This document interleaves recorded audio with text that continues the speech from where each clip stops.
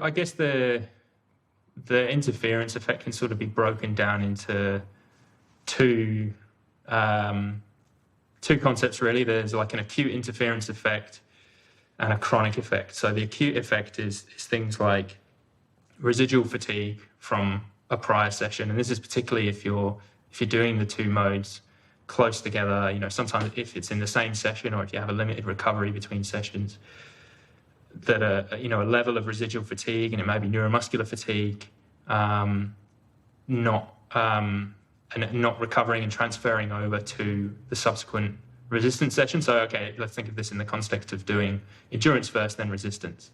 You do an endurance session, and there's a level of fatigue that carries over, and so we also might have, a level of muscle damage, muscle soreness, substrate depletion, that altogether is going to have a negative effect on the quality of the subsequent training session.